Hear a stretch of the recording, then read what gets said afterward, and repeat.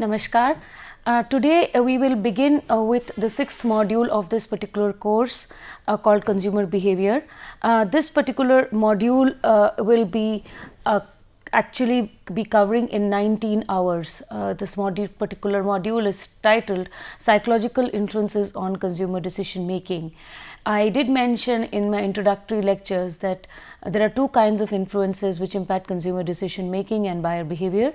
These are the psychological influences or individual determinants and the sociological influences or the group determinants. So, the next two modules basically deal with the psychological influences and the sociological influences. This particular module, which is module 6, will speak of the psychological influences on consumer decision making, and we shall be covering this module in a total of 19 hours. We will be covering 6 topics in this particular module. We will start with consumer needs and motivation, emotions and moods, and consumer involvement. This will be the first topic in this particular module. Then we will discuss consumer learning. Thereafter, we will speak of personality, self-concept and self-image. Then we will speak of consumer perception, risk and imagery. We will talk of consumer attitudes, beliefs, affect, attitude and intention, attitude formation and attitude change, and finally we will be speaking about consumer communication. So, these are the 6 topics which we will be speaking of in this particular module. To begin with, we will start with the first topic which will be titled as consumer needs and motivation, emotions and moods, consumer involvement. This particular module will be numbered as 6.1 for your easy reference, and this shall be completed. This entire topic on needs and motivation, emotions and moods and consumer involvement shall be covered in a total of 5 sessions. We will start with the definition and meaning of consumer needs and motivation. Thereafter, we would discuss the nature and diversity of consumer needs, goals and motivation, various motivational theories and their implication for marketers. We will talk of motivational research and its applicability, again in terms of implication for marketers. Then we will go on to discuss the definition and meaning of consumer emotions and moods. We will discuss emotions and moods in the context of implications for the marketer. We will then move on to talk about the meaning and types of consumer involvement, the mechanism underlying the consumer involvement process. We will then be talking about consumer behavior models based on involvement, and finally we will be talking of consumer involvement and its implication for marketers. So, if you see, we will broadly speak about needs and motivations, the nature, the diversity, the various theories, and the application or the implications for the marketer. Then we will move on to studying emotions and moods, where we will again discuss the meaning and we'll elaborate on the definition and meanings of emotions and moods, and then we will again discuss this in the context of implications for the marketer. And finally, we will talk about involvement, and again we will discuss about what is involvement, the types of involvement, the nature of involvement, and we will talk about the mechanism underlying consumer involvement. We will speak about certain models on consumer involvement, and again we will discuss the implications for the marketer. Now, we will start with consumer needs and motivation, and we will discuss in this particular hour, we will discuss the definition and meaning of consumer needs and motivation, and we will also discuss the nature and diversity of consumer needs, goals and motivation. So, let us start with the definition and meaning of consumer needs and motivations. Now, at the heart of marketing lies what is referred to as the consumer need. Any and every thing in marketing begins with a need.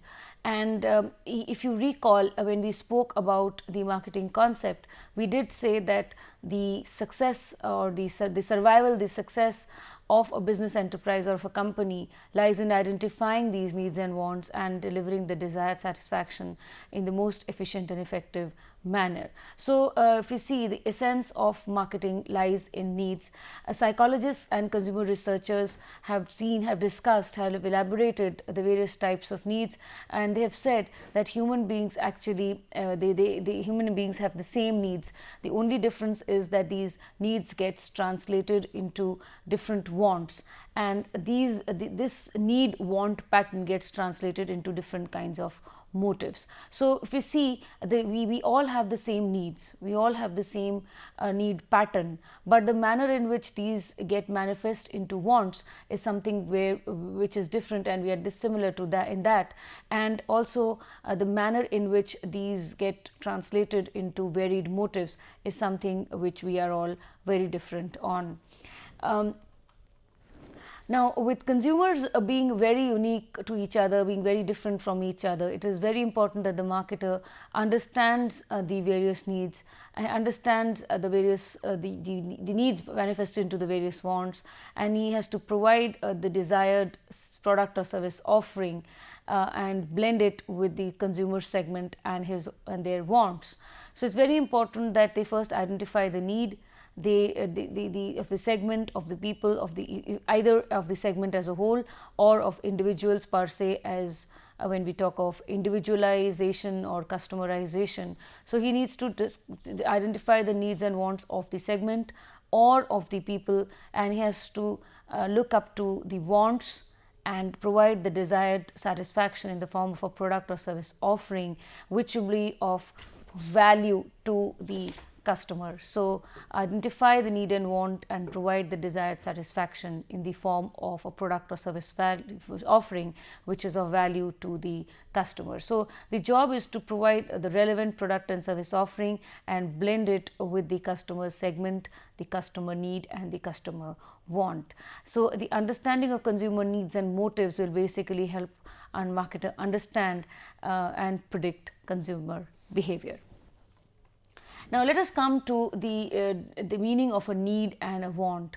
The two terms need and want have often been used in synonymous, and they have often been used interchangeably, but the fact is that they hold two very different meanings. When we talk of a need, we say a need is a state of felt deprivation, while a want is a desire for a specific satisfier. So, for example, a person is hungry. So, the need here is hunger, okay. But this could get manifest in the form of a specific satisfier, which could be either a, in the form of a aloo paratha or a dosa or a chapati sabji or a sandwich or a burger.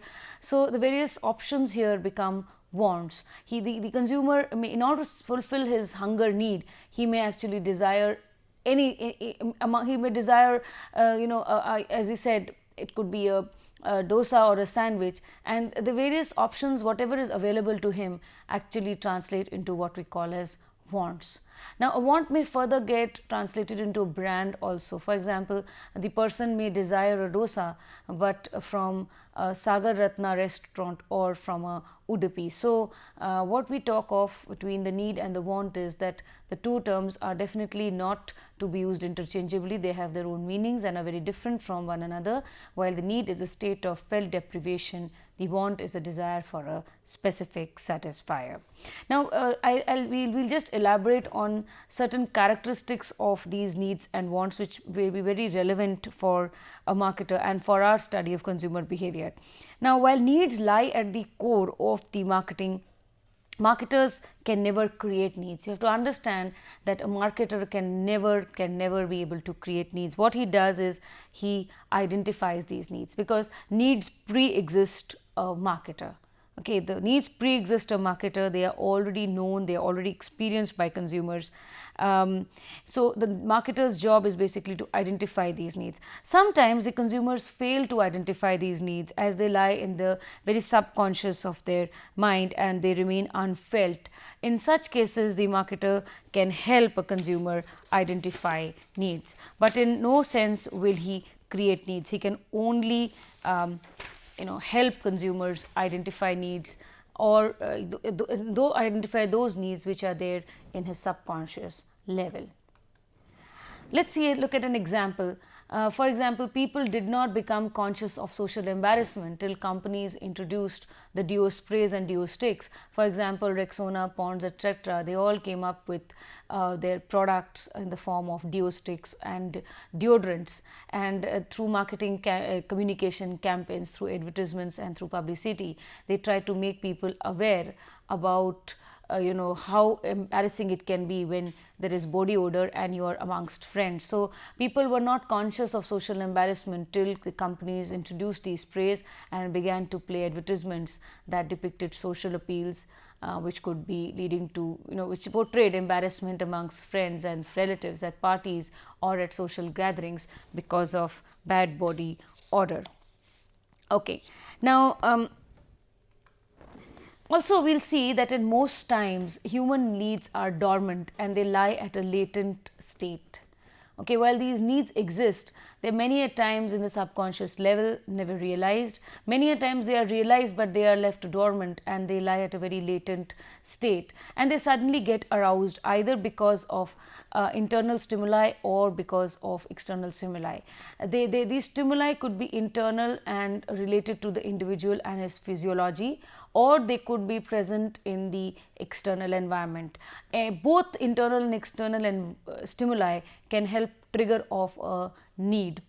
Okay, so if you have, for example, stimuli internal to the individual and his physiology. So a person feels hungry and he moves towards the restaurant to buy some food for himself.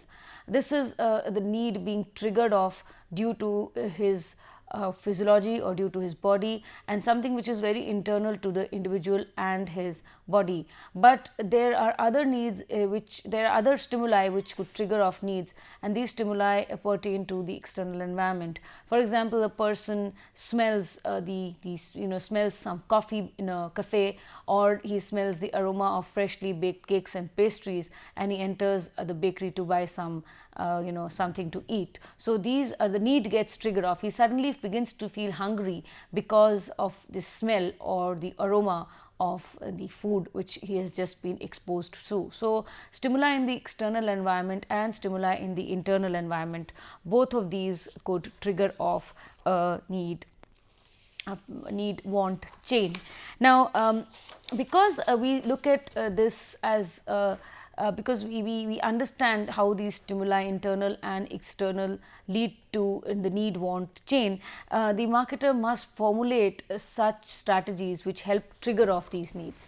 So for example, a banner or a hoarding informing people of a food festival at an attractive price can trigger off a desire amongst people to try out newer dishes, newer cuisine, and so this is something which a marketer could actually do. He tries to present stimuli which could be in the form of a product, or illustrating a product on a banner or on a hoarding or on a pamphlet, or it could be in the form of a point of purchase stimuli, or it could be in the form of some sales promotion schemes, or banners or pamphlets or brochures saying sales or rebates, or say 50% off or 20% off. Or it could be even in the way a store is designed and the people in the store behave, or it could be in the way a particular advertisement is designed. Any and all of these 4 P's could be used by the marketer to basically trigger off the need want pattern. As consumers begin to identify that there is a need, there is an inner urge or a drive to move towards a particular goal. There is an urge to take action so as to move towards a goal, which is the end state, which is actually fulfillment of the need. So this inner urge put in effort to attain a goal and fulfill a need, and thereby lead to satisfaction, is something what we refer to as motivation. So we start with a need which could be triggered off with an internal stimuli or with an external stimuli. External stimuli, as we said, could be presented by the marketer in any or all of through any and all of his 4 P's, and as a consumer begins to realize that there is a need, either physiological or psychological, we will come to the physiological and psychological needs in a few moments. So as the consumer begins to identify these needs, whether triggered off internally by our physiology or externally by the marketer, and there is an inner urge to move towards a particular goal state. So he puts in all his efforts to attain a goal and fulfill the need, and tries to bring in satisfaction of his need, which is, this entire process is referred to as motivation. So in the context of consumer behavior, when a consumer realizes that there is a state of felt deficiency or a need, it gets translated into variety of alternatives, variety of options, and these variety of alternatives and options are referred to as wants. So when a consumer realizes there is a state of felt deficiency, it gets translated into variety of wants from which a consumer may choose from. The need or the want leads to a state of tension in the minds of the consumer and an urge to basically move or to drive himself towards a particular goal. What is this goal? This goal is basically the purchase of the product or service offering. So the need want basically lead to a state of tension in the minds of the consumer and an urge or a drive to act. Act here meaning buying, purchasing and consuming, so as to fulfill the need or want. This manifests itself into a goal, which is actually the behavior itself, the purchase action or the consumption process, which puts an end to the drive or puts an end to the urge to act. The entire action may lead to feelings of satisfaction, neutrality or dissatisfaction, and thus the study of consumption behavior begins when a person identifies a need and begins to take action to satisfy it. What he ultimately seeks or what he ultimately wants as a goal is satisfaction of the need or a want. So we start with a need which manifests into a want, then an inner urge to act. Act here meaning to purchase and to consume. Finally, there is this action which leads to action of purchase, action of consumption, which finally leads to feelings of satisfaction, neutrality and dissatisfaction, and finally leads to and brings about an end to the purchase and consumption process. So this is how a consumer, through his motivated state of mind, moves from an identification of a need to the final purchase and consumption of a product. So what the consumer ultimately seeks and desires is satisfaction of his need. So if we look at consumer motivation, there is an urge to satisfy needs and wants through product purchase and its consumptions. The American Marketing Association says the needs, wants, drives and desires of an individual that lead him or her toward the purchase of products or ideas. The motivations may be physiological, psychological or environmentally driven. So here what is motivation? It is the need, want, drive and desire of an individual that leads him or her towards the purchase of a product or an idea. This particular motivation may be physiological, psychological or environmentally driven. So physiological here pertains to our physiology, psychological pertains to the psychographic components, which we will discuss shortly, and environmentally driven are very often maneuvered or manipulated by the marketer himself. Now this entire need, want, goal, action, satisfaction chain basically comprises cognition, affect and behavior components within an individual. And if you recall, the study of consumer behavior is an interplay between the cognition, affect and behavioral components within an individual vis-a-vis the environment. So this particular the need, want and the goal and this entire process of consumer motivation lies into the very heart of the study of consumer behavior. So you have a need leads to a want, the want leads to a goal, the goal leads to an action should or must or could lead to a satisfaction. And all of this involves knowledge and information in the form of cognition, feelings and like and dislike in the form of affect, and behavior, which is the actual purchase, act of purchase or no act of purchase, forms the behavioral components of the particular process.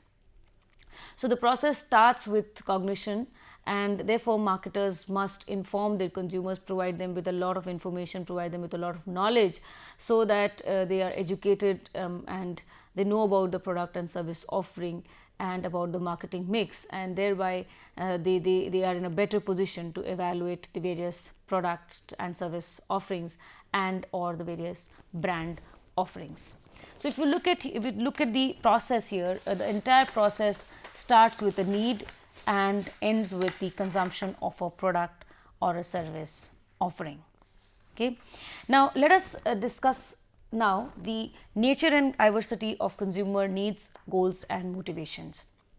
So we'll talk about different kinds of needs, different kinds of goals, and how and about the diversity in the nature of motivation. So let us speak about the needs first. When we talk of needs, needs are primarily of two kinds. We classify them into physiological needs and psychological needs. Now people will basically experience these needs simultaneously, with both physiological and psychological needs are experienced by consumers, and they possess and experience a variety of such needs simultaneously. Let us first start with physiological needs. Now physiological needs are those needs which arise out of our physiology, and they are also called primary needs and biogenic needs or biological needs. So physiological needs basically they arouse or they arise out of our physiology, they arise out of our bodily needs, and they are also called primary needs or biological needs or biogenic needs. So need for food, water, sleep, air, shelter, these are all needs which are actually, they arise out of our physiology, and so they are called primary needs or physiological needs. We are born with these needs, they are innate in our nature, and in order for us to survive, these needs must be met. So it is essential that these needs are actually satisfied for our basic existence.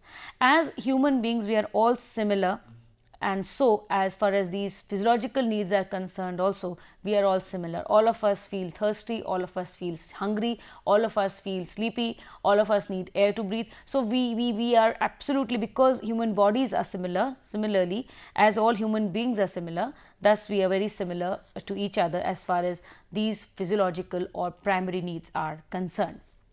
Then we have the other needs, which are psychological needs. These are those needs which arise either out of our sociology or psychological influences, and as such they are also called secondary needs or psychogenic needs. Need for status, power, affiliation, affection, curiosity, power, recognition, anxiety, all of these basically come out from our psychological influences. So we have need for affiliation, power, status, achievement, esteem, they are all psychological needs. During the period of our socialization, we acquire such needs, and human beings differ from each other in as far as these needs are concerned. So while as far as physiological needs are concerned, we are all very similar, but as far as the psychological needs are concerned, we are different from each other. Much of our psychological needs are based on how we have been groomed, how we have gone through the process of socialization. The socialization is the grooming phase of our lives, and we shall be talking about socialization again in subsequent sessions. Let's now come to goals. So okay, now the goal is basically manifested after the need and the want are identified. In fact, our actions to purchase or consume are all of these are goal directed. So after a particular need has been identified and it has been manifested into a want, our actions to purchase the product or service offering and to consume it are all goal directed. And what is a goal? A goal is an ideal state that a person feels that a person thinks the purchase and consumption of the product or service offering would lead him into that ideal state. Is an ideal state that a person desires, as he thinks that it would help him satisfy a need or a want. Now we have a need, it manifests into a want. This leads to a goal directed activity. This goal is actually the ideal state which a person desires to reach, and he feels that purchase and consumption of a particular product or service offering which actually help him reach this ideal state or this goal. Now, a product or service offering and the value proposition is actually a means to basically fulfill consumer need, and it basically could help him meet the desired goal or the end goal state. So, a product or service offering and the value proposition is a means to provide such benefits that the consumer utilizes to achieve his goals. Now, when we talk of goals, goals are of two types. We classify goals into generic goals and product specific goals. Now, talking of generic goals, the generic goals basically include goals, a category of goals that consumers see as a means to satisfy their need or their want. So, they are the general category of goals that a consumer see as a means to satisfy his need or a want. For example, a person may want to buy a cell phone, or a person may want to buy some real estate from a reputed builder. So, the general category of goals that a person intends to basically see as a means to satisfy his end is called a generic goal. On the other hand, we also have product specific goals. These are specifically branded products or particular products and services that a consumer feels will help him satisfy a generic goal.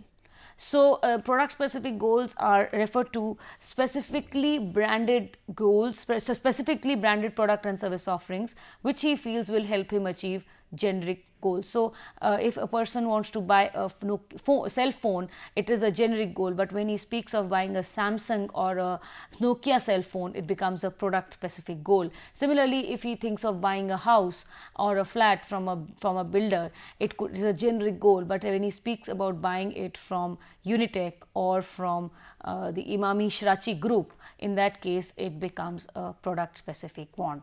So, product specific goal. So, the generic goals are the general product classes which will help him meet a particular need or a want and help him satisfy a goal, reach a goal and satisfy a need. On the other hand, product specific goals are more to do with specific and branded product and service offerings which a consumer feels will help him satisfy a generic goal. Now, we will talk of the nature of goals. Now, when we speak of our nature of goals, we say that first and foremost goals are multiple, and we need to go in through a process of selection of these goals. The need or want may be fulfilled through attainment of various goals, through attainment of various end states, and a consumer in this way is actually exposed to multiplicity of goals that are equally appropriate, that could be equally attractive. So, however, the awareness about such multiplicity of goals will vary from person to person based on their learning, based on their experience. So, a particular need or want may be fulfilled through attainment of various goals. A consumer is exposed to such goals which could be equally attractive and equally appropriate, and the awareness about such goals will vary from person to person based on his learning and on his experiences. The second thing is, we see these needs and goals may often conflict with each other. A consumer may often find himself surrounded by a situation where there is a conflict between needs and goals at the same time or at various times, and this leads to something which is referred to as intra-individual conflict, something that the person feels within himself. Talking about conflicting needs and wants, conflicting needs and goals, we say that these goals could lead to three types of intra-individual conflict. We have the approach conflict, the approach avoidance conflict, and the avoidance conflict. In the approach conflict, the consumer finds himself in a situation where he is exposed to two desirable alternatives, each of which is equally attractive. So, he has to make a choice between two desirable alternatives, each of which is equally attractive. Now it is something like, because this becomes serious, because the means or resources, financial resources available with a consumer are scarce, they are limited. So keep with this assumption in mind, he often gets into a dilemma or faces a problem as to which of the two equally attractive and equally satisfying alternatives he must choose from. Because these two alternatives are equally attractive and he has to make a choice between one of them, we call this conflict as an approach conflict. So example could be, a person wants to buy a car, and he could either buy a BMW or he could buy a Merc, but he cannot afford to buy the both of them. So he gets stuck in a situation where he wants both. He finds both the alternatives equally attractive, he finds both the brands equally attractive, but he must make a choice between the two of them. He must be able to choose one out of the two of them. This is what we refer to as the approach conflict. The second conflict is called the approach avoidance conflict. Now in the approach avoidance conflict, the consumer is faced with an option where a particular alternative has both positive and negative features. So the positive features or the positive attributes or the benefits from the product act as approach objects. On the other hand, the negative features or the dysfunctional part of the product basically acts as an avoidance object. So he is in a dilemma whether to choose the particular product or service or and the brand itself. He doesn't know, because the brand presents both positive and negative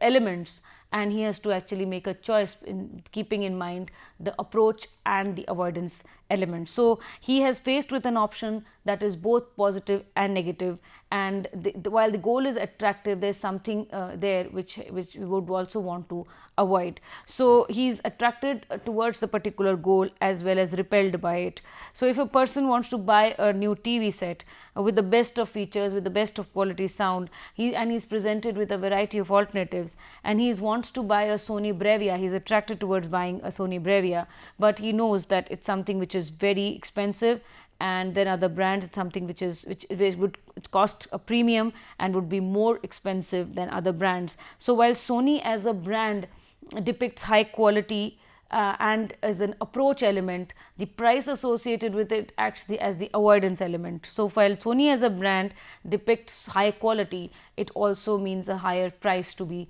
paid for it. So that the consumer faces is an approach avoidance conflict. Then we have something which is the avoidance conflict.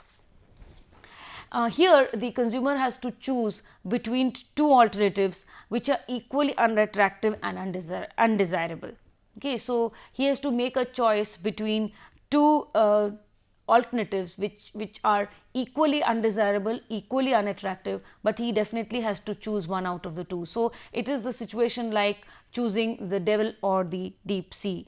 He is exposed to, and he is actually faced with two options, each of which is unattractive and he would like to discard. For example, a doctor prescribes a patient a long drawn treatment based on medicines with a lower rate of success as against another option of surgical procedure with high post-operative risk complications. So we have a situation where, say, the marketer, the consumer is faced with a situation where either he has to take medicines for a long period of time with chances that he may not be able to get cured successfully. On the other hand, he has another alternative to go for a surgery which may prove to be very complicated in the long run as far as post-operative procedures are concerned. So in both the cases, he is exposed to alternatives, one, medicines on a long term basis with or without results, and two, a surgery with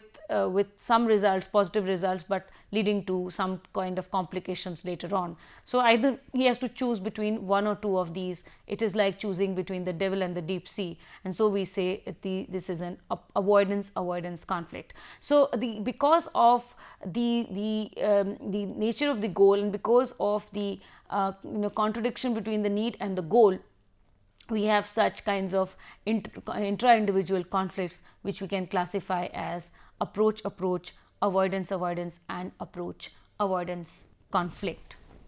Let us now come to motives and motivation.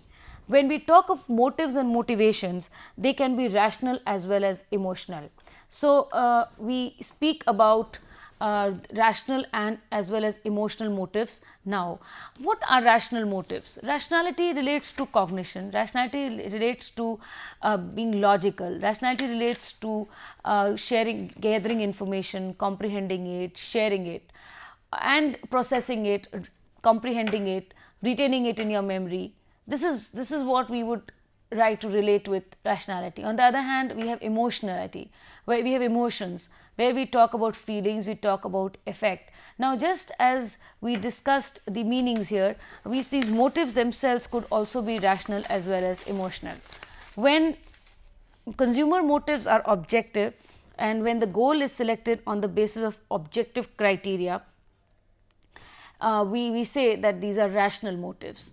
Now, objective criteria means related to information search, about decision criteria, about evaluative criteria, about the product or service offering, about the various brands. So, when decisions are made based on such kind of rationality, we call them rational motives. Now, the decisions here will be based with respect to a product, will be based on information with respect to the product or service, the features, attributes, benefits, price, the size of the product or the weight of the product, the features of the product, or any of these. So, the decision making is basically based on logic, it is based on rationality, and it is based on objective criteria. So, we call them as rational motives. On the other hand, we have emotional motives. When consumer motives are basically subjective and decisions are made on personal criteria or subjective criteria, they are referred to as emotional motives, like looks, aesthetics, feel, fun, fantasy, mood, emotions.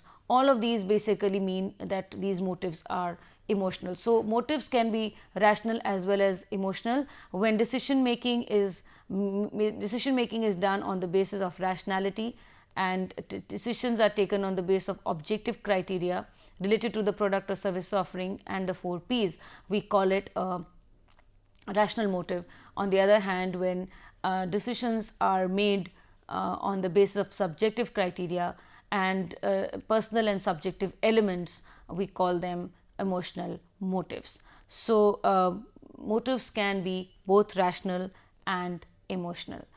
Talking about motivation, motivation also can take the form of positive as well as negative.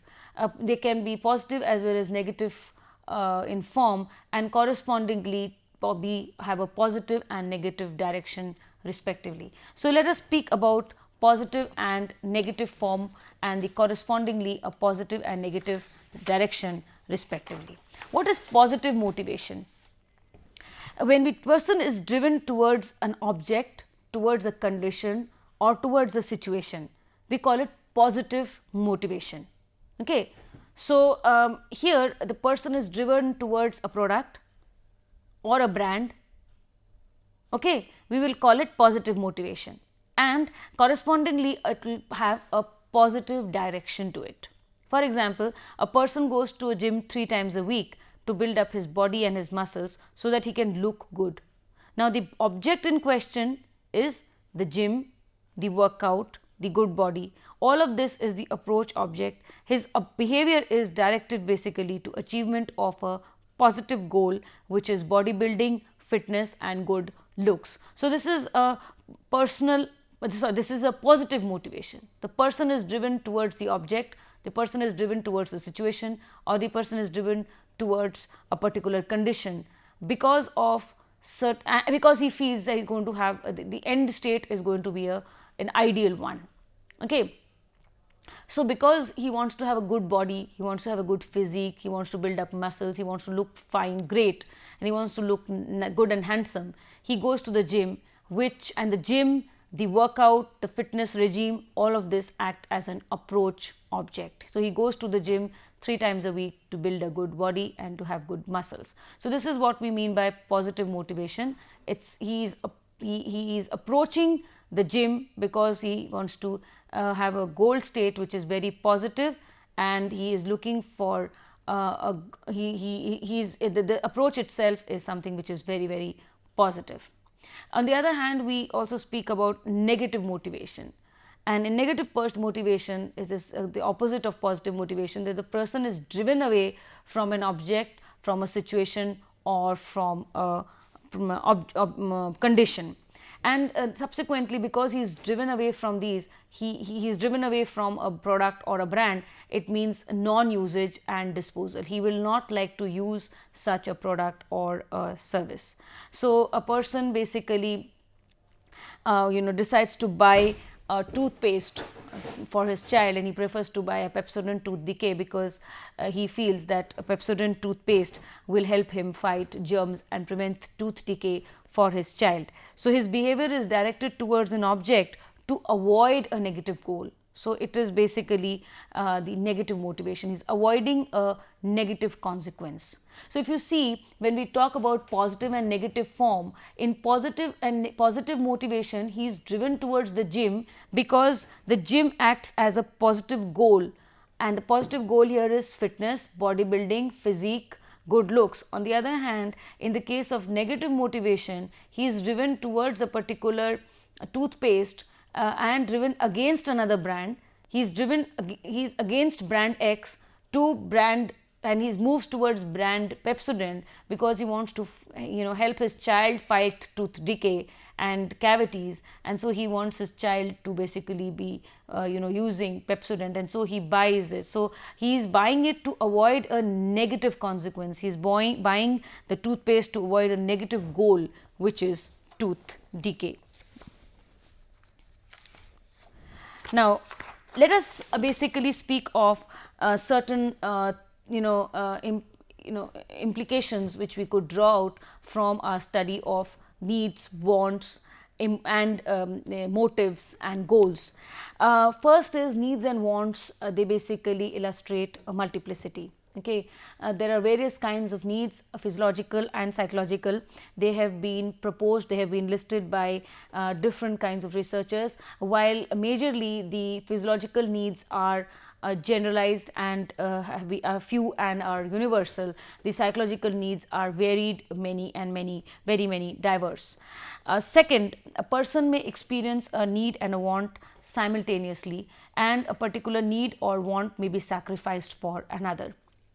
So he may experience needs and wants, different kinds of needs and wants simultaneously at the same time, and a particular need or want may be sacrificed for another. For example, a person may be wanting to, person may be hungry, okay, but he sacrifices his hunger need or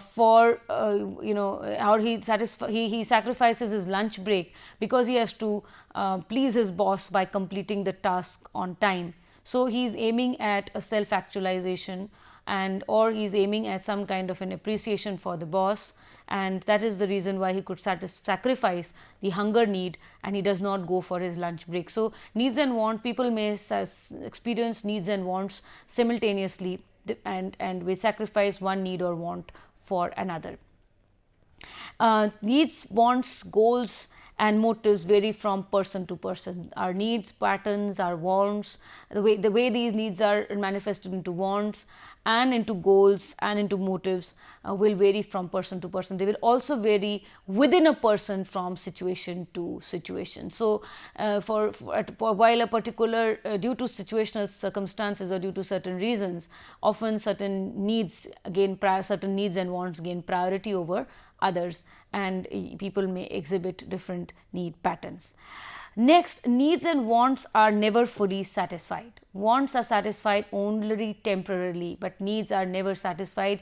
They keep happening, they keep coming up, they keep triggering off again and again. So wants are satisfied temporarily, but needs are never satisfied. They will keep on emerging. As one need is satisfied, another one emerges, and another one emerges, and so forth, and the cycle keeps on going and moving. Okay, now needs, wants, goals, motives, they all grow, they develop and could change in the context of the environment or in the or as a response of the individual towards the particular environment. So, changes could be brought about in our need, wants, goals and motives pattern. Needs and wants may also lie dormant. In fact, many a times our needs and wants lie dormant and they have to be brought about into an active state, something which is in the hands of the marketer and he can do so very successfully. While physiological needs trigger off, their other needs can be triggered off socially or psychologically, but a marketer can also play a very important role by bringing these needs to the surface or by making the consumer realize about such needs and wants. Also, success and failure to fulfill needs and wants will have an impact on future choice of goals. So, because if in case you are unsuccessful with certain or not being able to fulfill certain needs and wants, they will have an impact on your future choice of goals, and in that case you may even want to avoid certain goals because you feel that you are not being able to satisfy these needs and wants. So, now this brings us to the conclusion of session 1 for module 6.1, which is motivation. Let us look at the references. So, we have Loudon and Della Bitta, Consumer Behavior 2002, 4th edition, Tata McGraw-Hill, Lindquist and Sergi, Shopper, Buyer and Consumer Behavior, 2nd edition, Biztantra 2003. We have Peter and Olson, Consumer Behavior and Marketing Strategy, 2005, McGraw-Hill, 7th edition, Schiffman and Kanu, Consumer Behavior 2004, Prentice Hall, 8th edition, and Wells and Prensky, Consumer Behavior, John Wiley, 1996. The frequently asked questions. Distinguish between a need and a want. So, a need is a state of felt deprivation and the want is a desire for a specific satisfier. So, you could basically distinguish them with the help of an example, like need is hunger, but the want could be a dosa or a sandwich, or the need could be thirst and the want could manifest itself into want for a mineral water or for a lassi or for a fruit juice or for a cola beverage. Explain the need, want, goal, satisfaction process in the context of buyer behavior. So, you will start with how a need is triggered off either internally or externally by the stimuli. It manifests itself into a want. There is multiplicity of these wants, so consumers select. Then we move towards a goal, where again we have multiplicity of goals and could lead to conflict in the form of approach, avoidance and avoidance. And finally, the goal state could lead to a satisfaction in the product. The goal leads to ultimate purchase and usage. This purchase and usage leads to feelings of satisfaction, neutrality or dissatisfaction, and this is how the process starts with need identification and ends up with satisfaction of the need or the want. Now, discuss the nature of forces that operate in motivation. So, you will talk about the need, the want, the goal. You will also speak about the nature and characteristics of needs, wants, goals and satisfaction. Let us go in for a quiz. Section A, true false. The first true false, the two terms need and want are synonymous. So, is this a true or a false statement? The answer is absolutely false. Need and want are used interchangeably, often used interchangeably, but they are not to be done so. They are not synonymous, and they are absolutely two different terms with two different meanings. So, they should not be used interchangeably and they should not be used in synonymous to each other. So, it is a false statement. Second, marketers can create needs. Well, marketers cannot create needs. This is again a false statement. So, needs pre-exist a marketer. Marketers only identify these needs. Question number 3. Psychologists and consumer researchers agree that human beings have the same needs. However, these needs get translated differently into different wants, resulting in different motives. So, is this a true or a false statement? This is definitely a true statement. All of us have the same needs, however, they get translated into different wants in a different manner. They get translated into different wants variedly. Section B, fill in the blanks. Okay. A dash is a state of felt deprivation. So, a need is a state of felt deprivation. Answer to this fill in the blank is need. Second, the inner urge and this impelling action to put in efforts to fulfill a need by purchase and consumption of a product and service offering is called dash. This is called consumer motivation. Okay, it's an inner urge and impelling action to fulfill a need by purchase and consumption of a product.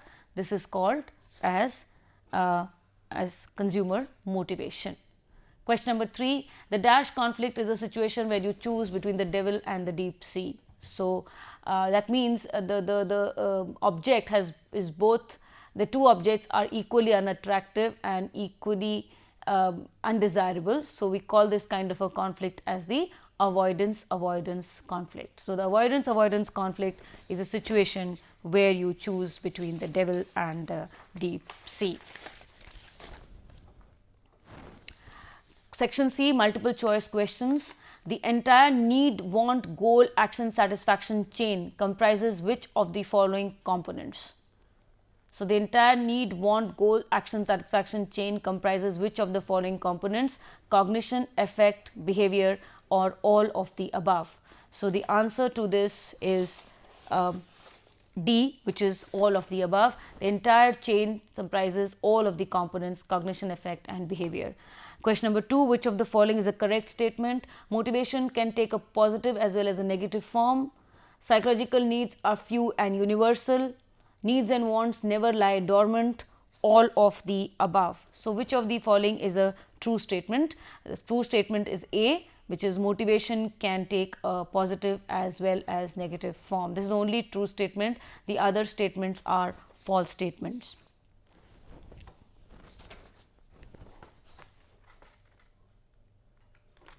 Short answers, mention the two types of needs. The two types of needs are primary or physiological or biogenic needs, and secondary or psychological and psychogenic needs. So, you can either say primary and secondary needs, or physiological and psychological needs, or psychogenic and biogenic needs. So, you can use any of these answers.